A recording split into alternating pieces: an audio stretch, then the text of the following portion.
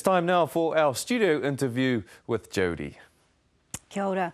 Allegations of government cover-ups, lies, deceit and media manipulation. I'm joined by investigative journalist Jon Stephenson. Kia ora, welcome. Kia ora, thank you for having me. So you've got this massive scoop in Metro. What can you tell me about it? Well, in essence, New Zealand and New Zealand soldiers have been involved, some would say complicit, in human rights abuses in Afghanistan since our first deployment began in 2001, and certainly continuing to today, to the SAS deployment in particular. Now, you mentioned these allegations in 2009, did you not? Correct. So is this the same story? Are we talking about the same dates, or what are you referring to? It's certainly the same principle that's applying. That is that New Zealand soldiers are being involved directly in transferring prisoners to authorities. In 2002 it was the Americans, and at the moment it is the Afghan authorities, with evidence that those prisoners are likely to be mistreated, abused or tortured. But the details are significantly different. I've actually located people from a raid in 2002, May the 24th, 2002, who were tortured in some cases, certainly all of them mistreated, after being transferred by the SAS to the US custody at Kandahar.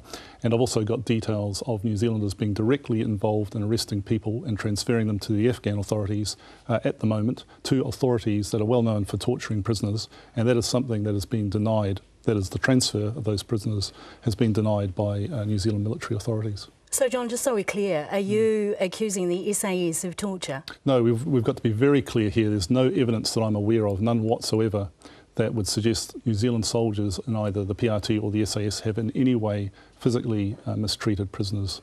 We have to be very clear about that. It's not a story that is critical of the SAS. Indeed, a lot of my information has come from people inside the SAS who are concerned that they are in some ways complicit in a system of abuse.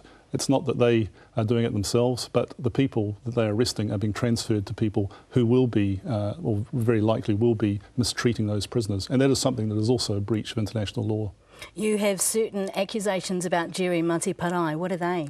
Well, I think rather than say that there are accusations, there are certain statements that he has made, including statements that he has made to me, which are inconsistent and which suggest that he is not being completely frank with the public about the role of the SAS in detaining prisoners.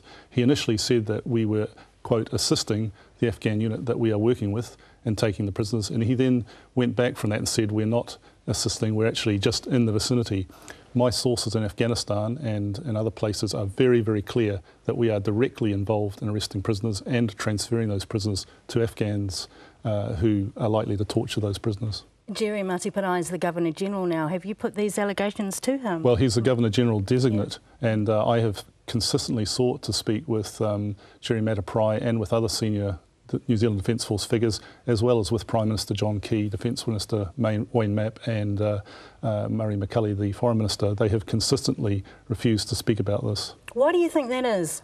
I wouldn't like to speculate, but I have been told by senior people in the Defence Force and in the government that this is an area of great sensitivity, and that they effectively know that there are bad things going on. They're trying to fudge it. They don't want to discuss the issue. In fact, the quote that I was given was they don't want to hear the A word, A as in Afghanistan.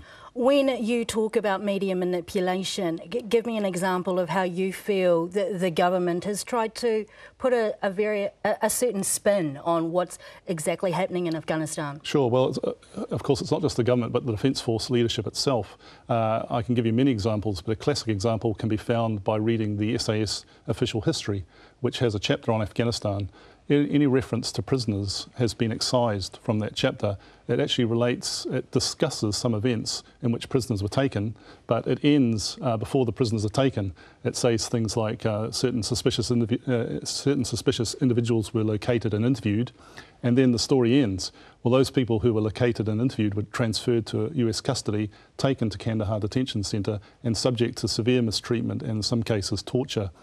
So I think the fact that they are bending overboard to not discuss prisoners, not refer to them, not to tell true accounts of what happened in their books, gives you quite an idea of the sensitivity of this topic. What do you say to people who say to you, you're being critical of the SAS is actually endangering our boys who are serving? I think that's absolute rubbish, and I think that my respect for the SAS is not in question. I've got friends, both former and serving people in the SAS, and I have nothing but the greatest respect for what they do. They are professional and they are people who have families who care about what they're doing. But I don't think one should hold back from doing stories like this because it will upset some people. There will be some people in the SAS who are upset about this. There are some people in the SAS who are upset about any publicity about the unit whatsoever. And on Anzac Day, coming out at this time, yes, is that appropriate? Well, I don't know whether it's appropriate or not. I didn't choose that. But I do think, having seen the editor make the decision to bring the story out on Anzac Day, that it is appropriate to discuss values like the honesty and integrity of our forces' leadership and the integrity of the fight that we're involved in on Anzac Day, because that is a day in which we are remembering those who have sacrificed a lot for values that we hold dear, and those values include treating people well. Indeed. Who do you want answers from our government? Well, I would like John Key to explain why he's made statements that are not consistent with the evidence that I have found. I don't believe that he has lied to the public. I believe that he's been misled. I would like Defence Minister Wayne Mapp to explain the same thing. Jerry Mataparai perhaps would like to explain why he has made inconsistent statements, particularly given that he is going to be our next Governor-General. Kia ora, John. Thank you very much for coming onto the program. All the best. Kia ora, Scotty. Kia ora, Jody. John, tēnā rawa te koe mō kōrero I tēnei ata.